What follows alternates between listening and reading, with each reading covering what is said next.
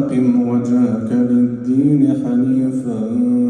فطرة الله التي فطر الناس عليها لا تبديل لخلق الله ذلك الدين القيم ولكن أكثر الناس لا يعلمون منيبين إليه واتقوه وأقيموا الصلاة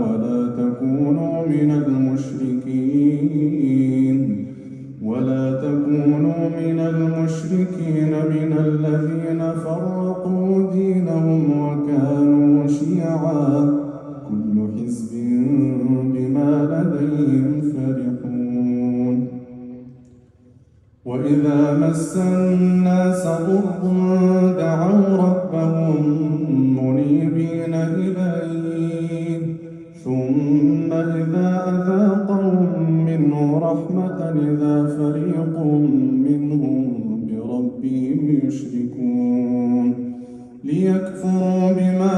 آتيناهم فتمتعوا فسوف تعلمون أم أنزلنا عليهم سلطانا فهو يتكلم بما كانوا به يشركون وإذا أذقنا الناس رحمة فرحوا بها وإن تصبهم سيئة بما قدمت أيديهم إذا هم يقنطون أولم يروا أن الله يبسط الرزق لمن يشاء ويقدر إن في ذلك لآيات لقوم يؤمنون فآت ذا القربى حقه والمسكين وابن السبيل ذلك خير للذين يريدون وجه الله وأولئك هم المفلحون وما آتيتم من ربا لتربوا في أموال الناس فلا يربو عند الله وما آتيتم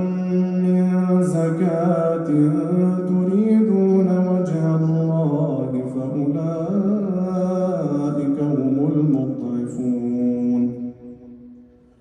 الله الذي خلقكم ثم رزقكم ثم يميتكم ثم يحييكم هل من شركائكم من يفعل من ذلكم من شيء سبحانه وتعالى عما يشركون ظهر الفساد في البر والبحر بما كسبت أيدي الناس ليذيقهم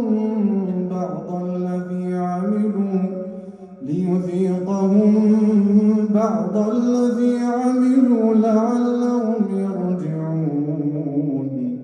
قل سيروا في الأرض فانظروا كيف كان عاقبة الذين من قبل كان أكثرهم مشركين